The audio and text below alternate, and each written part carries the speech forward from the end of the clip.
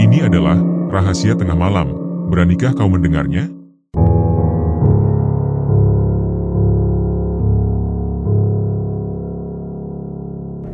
Matahari baru saja menampakkan diri di ufuk timur, menyapu langit kota kecil di Jawa Timur dengan semburat oranye yang lembut. Di sebuah gang sempit di pinggiran kota, sebuah bengkel sederhana milik Roy telah bersiap untuk kembali beroperasi. Papan nama bertuliskan bengkel mobil Roy tergantung di atas pintu besi yang mulai berkarat dan tulisannya pun sudah memudar. Bengkel itu menjadi saksi dari rutinitas Roy, pemuda berusia 27 tahun dengan kulit sawo matang dan rambut cepat, yang setiap hari membuka gembok pintu tepat pukul 7 pagi selama 5 tahun terakhir. Aroma khas oli bekas dan bensin langsung menyeruak begitu pintu dibuka, berpadu dengan wangi kopi tubruk yang dibawanya dalam gelas plastik dari warung Embok Sari di ujung jalan. Suasana pagi itu masih sepi, hanya terdengar bunyi langkah kaki Roy yang disambut oleh suara gerutuan sang kakak, Joko, yang masih menguap lebar di sudut bengkel. Joko, yang 3 tahun lebih tua darinya, merupakan partner setia Roy dalam mengelola bengkel tersebut. Tubuhnya yang sedikit tambun dan wajah mengantuk menjadi pemandangan yang sudah biasa bagi Ray. Radio tua di meja kerja segera dinyalakan, mengalulah suara penyiar lokal membacakan ramalan cuaca, diselingi lagu dangdut lawas yang sedikit menghidupkan suasana pagi. Seorang pegawai muda bernama Dikin, yang baru setahun bekerja di bengkel itu, tengah sibuk menyapu lantai berdebu dan merapikan perkakas yang berserakan. Dikin dikenal sebagai anak desa yang pendiam namun cekatan dalam bekerja, meski ia tak banyak berbicara. Seperti biasa, Roy membuka hari dengan memeriksa daftar pesanan yang ditulis di buku catatan tua yang sudah lusuh. Hari itu, ada 2 mobil yang dijadwalkan untuk servis ringan, sebuah sedan tua milik Pak Lurah dan sebuah minibus yang biasa digunakan untuk antar jemput anak sekolah. Namun sebelum sempat menikmati kopi yang baru saja diletakkan, deru mesin mobil yang tak asing terdengar dari kejauhan. 2 pick-up berwarna hitam dengan bodi penuh debu dan penyok di beberapa bagian meluncur masuk ke halaman bengkel. Dari mobil pertama, Mas Endul turun dengan wajah tergesa. Pria parubaya dengan kumis tebal dan topi caping lusuh itu sudah lama dikenal Roy sebagai pelanggan setia. Mas Endul merupakan orang kepercayaan Mbah Parjo, sosok disegani dan juga ditakuti di desa, karena kabarnya memiliki ilmu gaib. Meski sering mendengar desas-desus itu, Roy tak pernah memikirkannya serius. Baginya, Mbah Parjo hanya pelanggan baik hati yang sesekali memesan servis dalam jumlah banyak untuk keperluan acara desa. Suasana pagi itu terasa berbeda. Mas Endul terlihat lebih terburu-buru dari biasanya, terlebih ketika menyebut bahwa muatan dalam pick-up harus segera diperiksa karena merupakan barang penting untuk acara Mbah Parjo malam esok. Pandangan matanya sesekali melirik ke arah bak mobil yang ditutup oleh terpal biru tua. Bentuk di balik terpal tampak tidak beraturan, menyerupai tumpukan karung, namun ada sesuatu dari bentuknya yang membuat bulu kuduk Ray meremang. Roy mencoba mengalihkan pikirannya dengan segera memberikan perintah pada Joko untuk mengambil 2 jerigen oli dan menyuruh Dikin memeriksa tekanan ban. Joko yang sudah mulai terjaga pun bergegas ke gudang kecil di belakang untuk mengambil oli. Sementara itu, Mas Endul duduk di bangku plastik di sudut bengkel, menyalakan rokok kretek, dan tampak beberapa kali melirik jam tangan. Roy bergerak cepat, mengganti oli dan memeriksa mesin 2 pick-up tersebut. Mesinnya tidak menunjukkan kerusakan serius, meski radiator sedikit bocor dan kampas rem sudah aus. Ketika Roy menawarkan perbaikan menyeluruh, Mas Endul memilih untuk menunda dan hanya meminta agar kendaraan bisa segera jalan hari itu. Nada bicaranya terdengar tegang, tak seperti biasanya yang santai dan sering bercanda. Saat Roy tengah bekerja, Joko mendekat dan bertanya dengan nada berbisik. Ia penasaran dengan muatan yang dibawa Mas Endul. Namun Roy hanya mengangkat bahu, mencoba tak memikirkan terlalu jauh, meski hatinya mulai terusik oleh pertanyaan yang sama. Pekerjaan akhirnya rampung dalam waktu 45 menit, sebuah rekor untuk 2 mobil sekaligus. Mas Endul membayar tunai, namun jumlahnya sedikit kurang dari biaya total. Ia berjanji akan kembali siang nanti untuk melunasi sisanya, lalu segera pergi, meninggalkan debu yang berterbangan saat dua pick-up itu melaju keluar dari halaman bengkel. Roy berdiri memandangi kedua mobil yang menghilang di ujung jalan. Perasaan aneh menyelimutinya, terlebih saat mengingat ekspresi Mas Endul yang begitu tergesa. Joko pun ikut menyuarakan keanehan itu, bahkan sempat berseloroh tentang kemungkinan muatan gaib. Roy hanya meminta agar mereka kembali fokus pada pekerjaan, mengingat masih ada mobil Pak Lurah yang menunggu servis. Namun, pikiran Roy terus terganggu oleh bayangan terpal biru yang menutupi sesuatu dalam bak pick-up itu. Sesuatu yang dirasa tidak biasa, sesuatu yang terasa seperti menyimpan rahasia. Hari kembali berjalan seperti biasanya di bengkel kecil itu. Suara mesin, tawa ringan, dan obrolan singkat mengisi waktu. Namun dalam benak Roy, firasat yang muncul sejak pagi tidak juga pergi. Ia masih memikirkan mengapa Mbah Parjo yang biasanya hanya memesan servis mobil kini seolah terlibat dalam sesuatu yang begitu tertutup dan tergesa. Lamunan Rai tersela oleh suara Joko yang heran melihat sisa oli. Jumlahnya tampak kurang dari seharusnya, padahal kemarin mereka baru membeli 2 jerigen. Dikin pun mengiyakan bahwa sebelumnya jerigen itu terlihat masih cukup penuh. Rai merasa ada kejanggalan. Ia berjalan ke gudang untuk memeriksa dan benar saja, salah satu jerigen tampak penyok dan mengeluarkan bau yang lebih tajam dari biasanya. Ada aroma aneh seperti campuran bensin dan sesuatu yang sulit dijelaskan, mungkin semacam bau belerang. Belum sempat menyimpulkan lebih jauh, suara mesin mobil kembali terdengar dari arah jalan. 2 pick-up hitam yang sama meluncur masuk ke halaman bengkel, namun kali ini dalam kecepatan lebih santai. Mas Endul turun dari mobil pertama dengan ekspresi lebih rileks. Ia menyerahkan sejumlah uang tunai untuk melunasi biaya servis sebelumnya, bahkan memberikan sedikit tambahan sebagai tips. Rai mencoba mencairkan suasana dengan membuka obrolan, namun tetap merasa ada yang aneh dari sorot mata Mas Endul.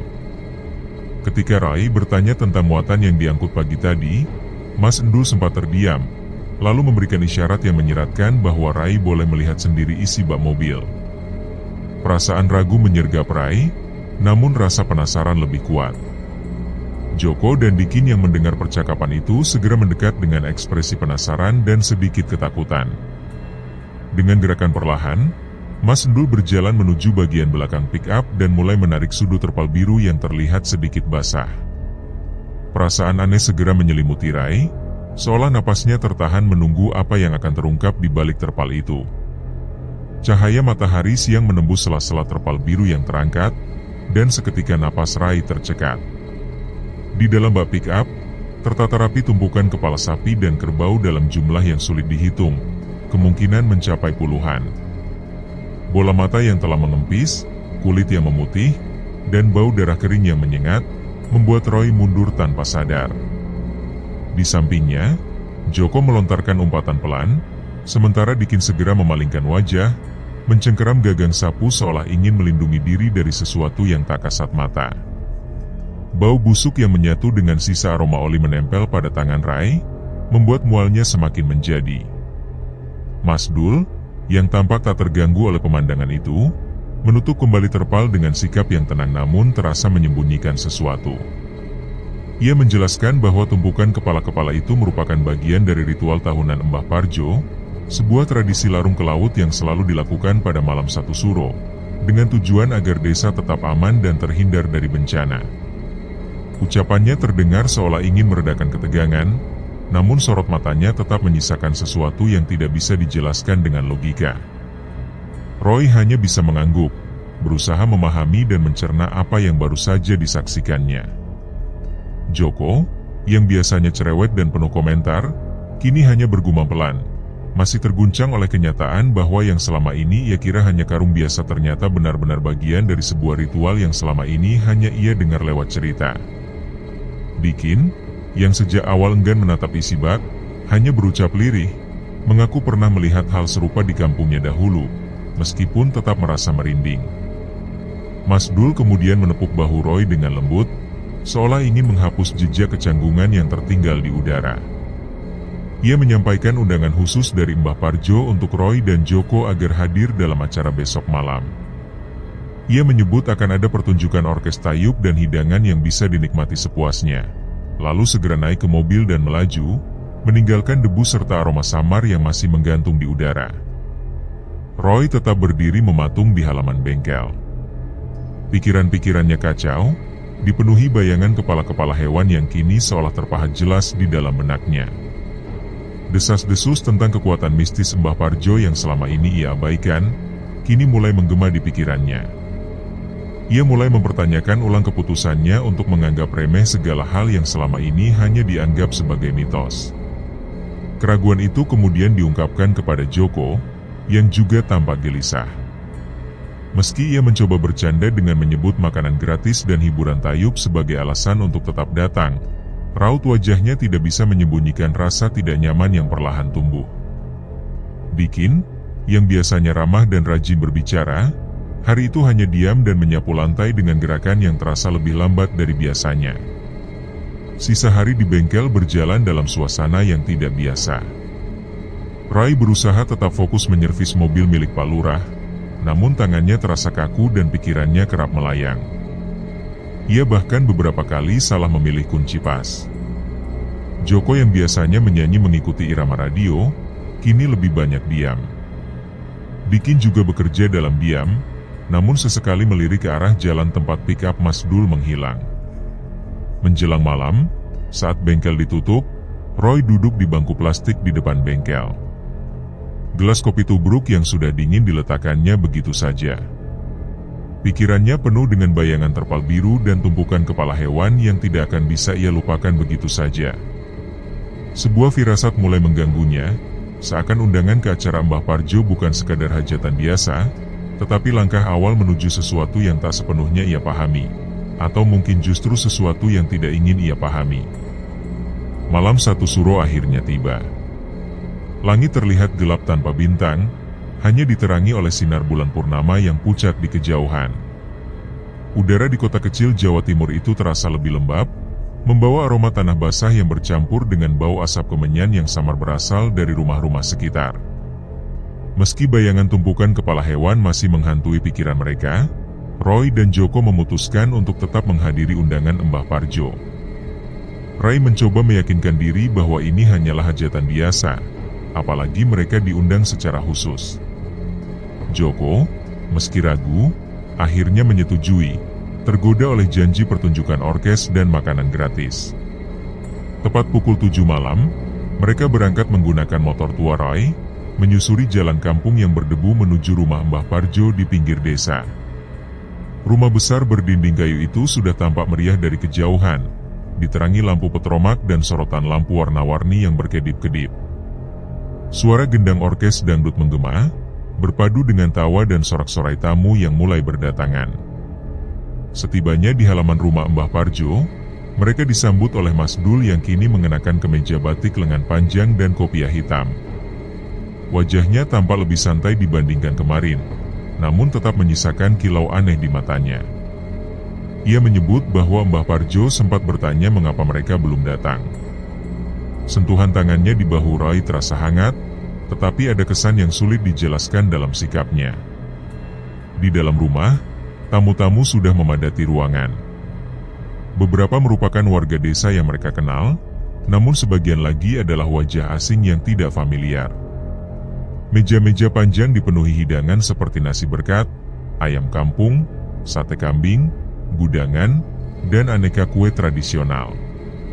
Sebuah panggung kecil disiapkan di sudut halaman, dengan penari-penari berkebaya yang tengah bersiap tampil.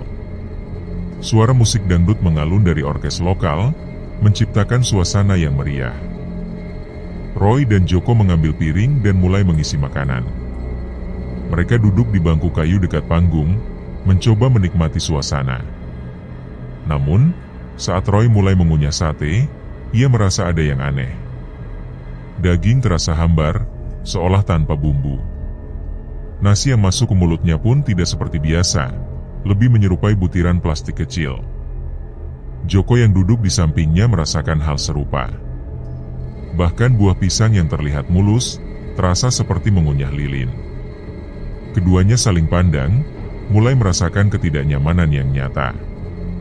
Roy mencoba meminum air dari gelas plastik di hadapannya, namun rasanya pahit, seolah mengandung sisa obat yang tidak larut sempurna. Ketika musik berganti lagu, Roy memperhatikan para tamu yang ada di sekitarnya. Beberapa merupakan orang yang ia kenal, namun beberapa lainnya berdiri di sudut halaman dengan wajah yang tersembunyi dalam bayang lampu. Gerakan tubuh mereka tampak aneh, terlalu kaku, seolah bukan manusia. Ketika salah satu dari mereka melangkah ke bawah cahaya lampu, Rai merasa tubuhnya membeku. Wajah pria itu tidak sepenuhnya manusia. Hidungnya lebar dan basah menyerupai moncong sapi, dengan mata besar yang berkilat di bawah cahaya.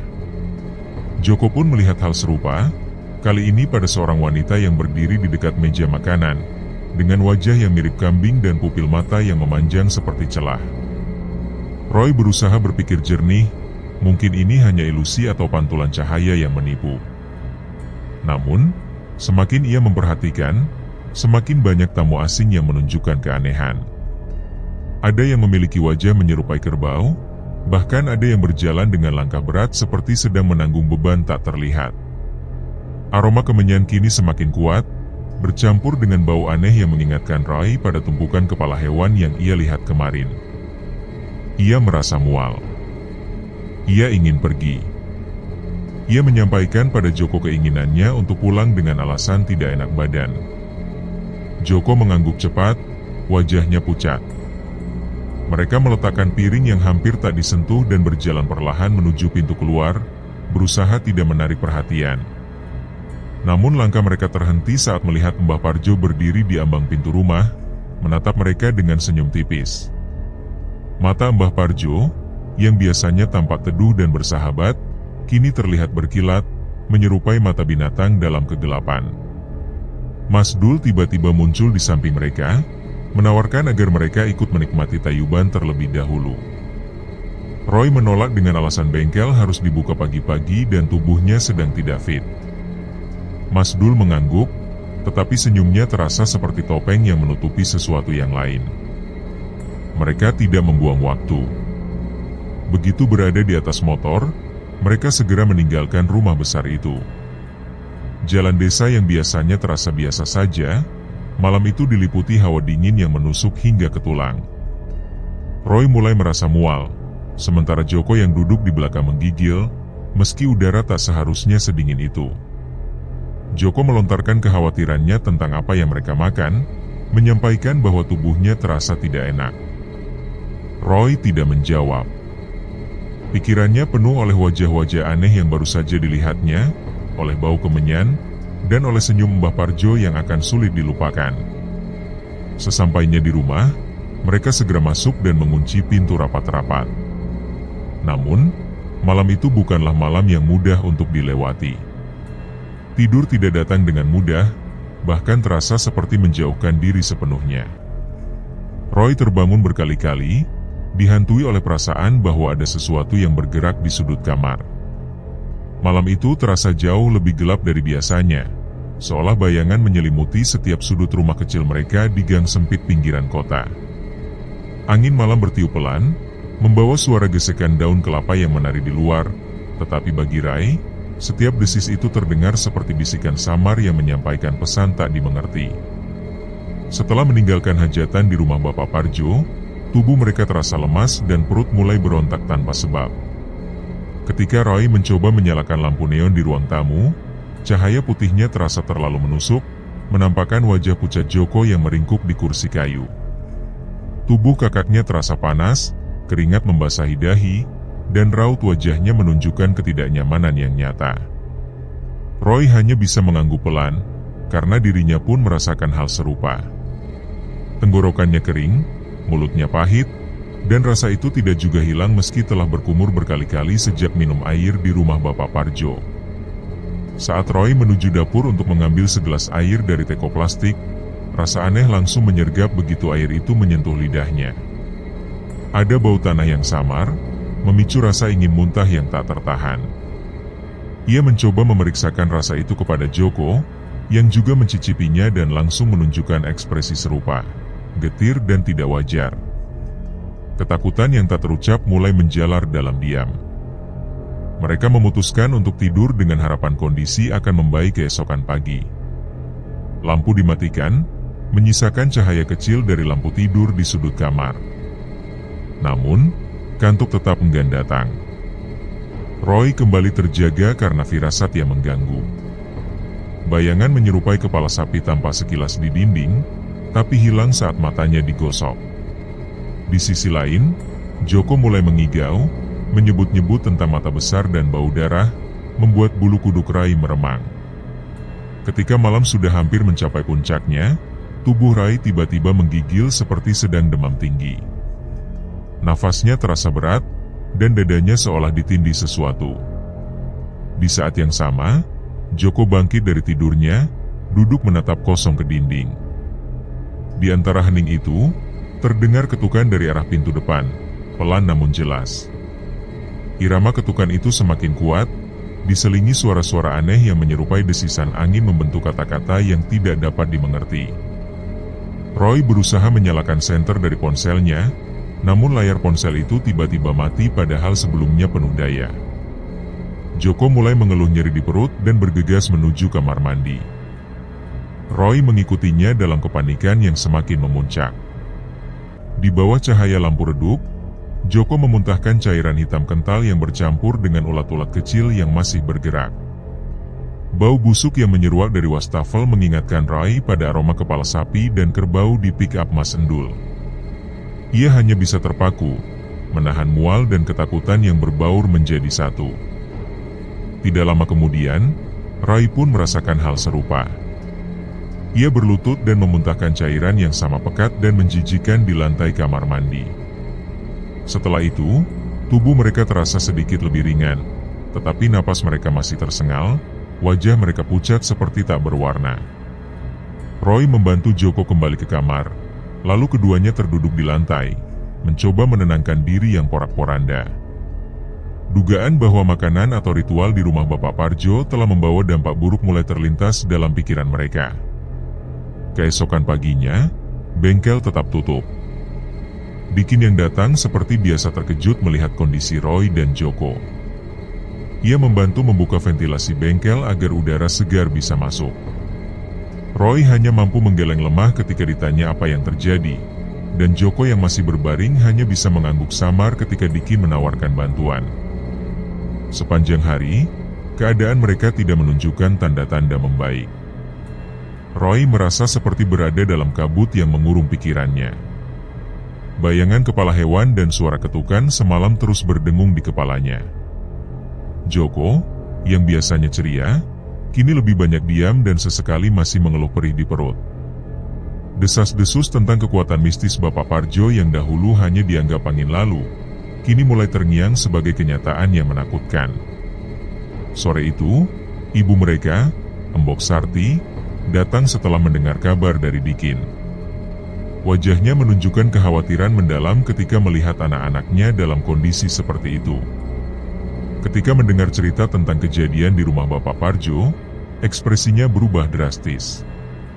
Ia segera menyarankan untuk membawa mereka ke Mas Tejo, seorang dukun dari desa sebelah yang dikenal memiliki pengetahuan akan hal-hal gaib. Tanpa banyak bantahan, Roy dan Joko menurut. Malam itu, mereka tidur dengan lampu tetap menyala, tidak ingin kegelapan membawa bayangan atau suara-suara aneh kembali ke kamar mereka. Namun, jauh di dalam benak Rai, keyakinan mulai tumbuh bahwa apa yang mereka alami tidak berasal dari dunia biasa. Sesuatu telah menempel pada diri mereka, sesuatu yang tidak mudah dilepaskan begitu saja. 2 hari setelah malam yang mencekam itu, keadaan tidak juga membaik. Bengkel tetap tutup, sebuah hal yang belum pernah terjadi selama 5 tahun Rai menjalankannya. Roy hanya bisa berbaring, tubuhnya kehilangan energi dan sesekali masih merasakan nyeri di perut. Joko, meskipun sedikit lebih kuat, tetap tampak lemah dan matanya cekung seperti orang yang kehilangan tidur selama berhari-hari. Bau aneh yang mencampur darah dan sesuatu yang membusuk masih terasa di udara, meskipun kamar mandi telah dibersihkan berkali-kali oleh ibu mereka. Pagi itu, Mbok Sarti akhirnya memutuskan bahwa sudah waktunya membawa mereka ke Mas Tejo. Ia segera mengemas sarung dan air mineral, bersikeras bahwa ini bukan sakit biasa. Roy hampir ingin membantah, menyebut kemungkinan bahwa ini hanya keracunan makanan. Namun firasat buruk yang belum hilang sejak hajatan Bapak Parjo menahannya. Joko pun tak membantah, terlalu lelah bahkan untuk berpikir. Perjalanan ke rumah Mas Tejo memakan waktu sekitar 30 menit. Bikin bersedia mengantar mereka menggunakan motor tua milik Rai. Mbok Sarti duduk di belakang memeluk Joko yang nyaris tidak sadar. Roy menumpang motor tetangga lain, dengan tubuh yang serasa melayang di tengah perjalanan. Pemandangan sawah dan pepohonan di sepanjang jalan tampak buram, dan suara angin yang melewati telinganya terdengar seperti bisikan yang sama dengan yang menghantuinya malam itu. Rumah Mas Tejo berdiri di ujung kampung, sebuah bangunan sederhana berdinding anyaman bambu, dengan halaman kecil yang dipenuhi tanaman obat. Aroma kemenyan dan daun kemangi menyambut mereka, menenangkan sejenak kegelisahan yang telah menggerogoti hati. Mas Tejo, seorang pria parubaya dengan wajah tenang dan mata tajam, tengah duduk di beranda sambil meracik sesuatu di atas tikar pandan. Tanpa banyak tanya, ia mengangguk seperti telah mengetahui kedatangan mereka dan apa yang sedang terjadi. Ia mempersilakan masuk, menyuruh membaringkan Roy dan Joko di atas tikar ruang tamu yang sederhana, diterangi cahaya lampu kuning temaram dan dikelilingi aroma rempah-rempah yang menenangkan. Meski tubuhnya masih terasa lemas, Rai tetap memperhatikan setiap gerak-gerik Mas Tejo yang terlihat begitu tenang namun penuh perhitungan, seolah lelaki parubaya itu telah terbiasa menangani hal-hal ganjil seperti ini. Di hadapan mereka, Mas Tejo duduk bersila sambil menggenggam daun sirih dan sebutir telur ayam kampung. Tatapannya bergantian menyapu wajah Roy dan Joko, seperti sedang melihat sesuatu yang tidak kasat mata. Pertanyaan tentang keikutsertaan mereka dalam acara di rumah Bapak Arjo meluncur dari bibir Mas Tejo, bukan sebagai tuduhan, melainkan pernyataan yang penuh kepastian. Rai pun hanya mengangguk pelan, merasa tak kuasa untuk berbohong di bawah tatapan yang seolah menembus lapisan jiwanya. Ia menjelaskan bahwa mereka hanya makan dan menonton orkes dangdut, namun setelah itu tubuh mereka terasa sakit luar biasa. Mas Tejo menarik napas panjang, lalu menyalakan kemenyan di sebuah mangkuk tanah liat. Asapnya perlahan naik, membentuk pola-pola aneh di udara, menari di antara cahaya temaram ruangan kecil itu. Ia menyatakan bahwa bukan sekadar makanan yang masuk ke tubuh mereka, melainkan sesuatu yang tak semestinya berada di dalam tubuh manusia. Di sudut ruangan, Mbok Sarti memegangi tasbih sambil berdoa dalam lirih, wajahnya penuh cemas dan ketakutan. Sementara itu, Mas Tejo memulai ritualnya. Doa-doa dalam bahasa Jawa kuno terdengar rendah namun menggetarkan suasana, bergema seperti datang dari tempat yang jauh. Daun sirih diusapkan ke dahi Roy dan Joko sebelum telur ayam kampung itu dipecahkan di atas mangkuk. Saat Rai melirik, ia nyaris tidak percaya dengan apa yang dilihatnya. Bukannya kuning telur seperti biasa. Dari dalam telur itu mengalir cairan hitam kental yang baunya mengingatkannya pada muntahan mereka tempo hari. Joko yang juga melihatnya hanya bisa mengerang pelan, tubuhnya menggigil. Mas Tejo menenangkan mereka, menyebut bahwa itu hanya permulaan. Ia menyodorkan 2 gelas air yang telah didoakan, berisi irisan daun pandan dan kunyit, dan menyuruh mereka meminumnya. Rai, meski tangannya gemetar, berusaha menuruti. Rasanya pahit, namun sensasi hangat menjalar pelan dalam tubuhnya. Joko, yang lebih lamban menelan, hampir tersedak tapi berhasil menghabiskannya juga. Beberapa saat setelah itu, Roy merasakan perutnya seperti dipelintir oleh tangan tak kasat mata. Rasa sakitnya begitu hebat hingga ia meringkuk, lalu memuntahkan isi perutnya ke dalam baskom yang telah disiapkan. Cairan hitam pekat bercampur nanah, disertai ulat-ulat kecil yang masih hidup, keluar dari mulutnya dan membuat ruangan itu dipenuhi bau busuk yang menusuk. Mbok Sarti sampai memalingkan muka karena tak tahan. Tak lama, Joko juga mengalami hal yang sama. Ia memuntahkan isi perut yang serupa. Meski merasa jijik, Rai perlahan mulai merasakan tubuhnya menjadi lebih ringan, seperti beban yang telah menekannya selama 2 hari perlahan terangkat. Mas Tejo hanya menanggapi dengan senyum kecil, seolah sudah terbiasa menyaksikan hal mengerikan semacam itu. Ia kembali membakar kemenyan dan mengoleskan minyak kayu putih ke dahi Roy dan Joko. Dengan nada tegas namun penuh peringatan, ia mengatakan bahwa sebagian besar dari gangguan itu telah keluar dari tubuh mereka. Namun keduanya diminta untuk beristirahat dan tidak mendekati orang itu lagi. Roy yang paham siapa yang dimaksud hanya terdiam, tak sanggup menanyakan lebih lanjut. Joko yang mulai sadar hanya mengangguk lemah. Wajahnya masih pucat meski terlihat sedikit lebih segar. Mbok Sarti tidak bisa menahan air mata saat memeluk kedua anaknya. Rasa syukurnya meluap karena mereka telah selamat. Ia mencoba memberikan amplop kecil sebagai tanda terima kasih, namun Mas Tejo menolak dengan sopan. Ia menyebut bahwa dirinya hanyalah perantara dan yang menyembuhkan adalah Yang Maha Kuasa. Ia menyarankan agar Roy dan Joko pulang, memperbanyak doa, serta tidak membiarkan masa lalu yang gelap itu terus membayangi. Perjalanan pulang terasa lebih ringan, meskipun tubuh mereka masih terasa lemas. Roy memandangi langit yang mulai cerah, merasa seolah baru bangun dari mimpi buruk. Namun kenangan akan muntahan mengerikan itu dan peringatan dari Mas Tejo mengenai Bapak Arjo masih terngiang di benaknya. Ia menyadari bahwa yang mereka alami bukan sekadar sakit biasa.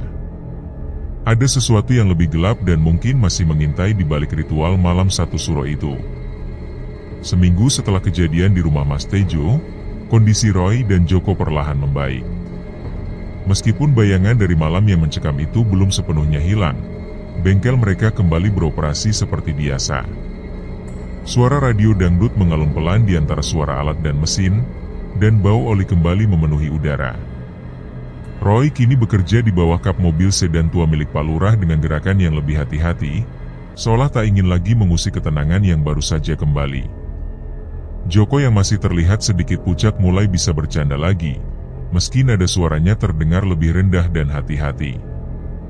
Trauma dari malam itu tidak bisa hilang begitu saja. Dikin, pegawai setia mereka, membersihkan halaman bengkel sambil sesekali melirik Roy dan Joko dengan cemas.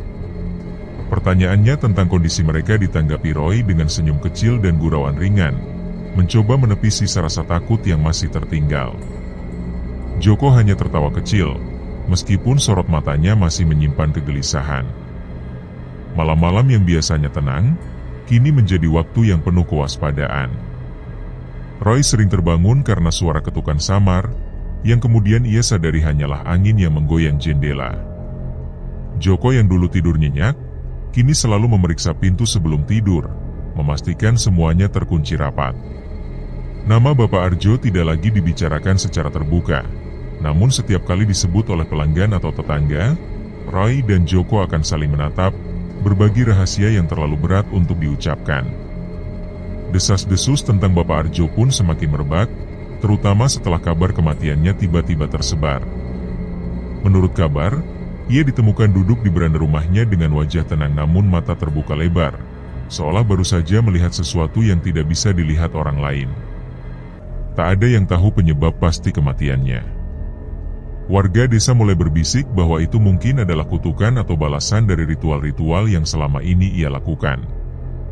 Anak-anaknya yang jarang terlihat, kini sibuk mengurus warisan, namun dikabarkan bahwa rumah itu kini kerap mengalami gangguan aneh. Rai mengetahui semua itu dari cerita ibunya saat mereka makan malam bersama. Mbok Sarti menyebut bahwa mereka beruntung telah segera dibawa ke Mas Tejo. Tanpa itu, tidak bisa dibayangkan apa yang mungkin terjadi. Roy hanya mengangguk, enggan mengingat kembali semua hal mengerikan yang sudah terjadi. Joko, yang biasanya cerewet, hanya menunduk diam sambil menyendok nasi dalam gerakan pelan. Sejak saat itu, Roy dan Joko sepakat untuk tidak lagi melibatkan diri dalam acara-acara aneh. Mereka memusatkan hidup pada bengkel dan keluarga.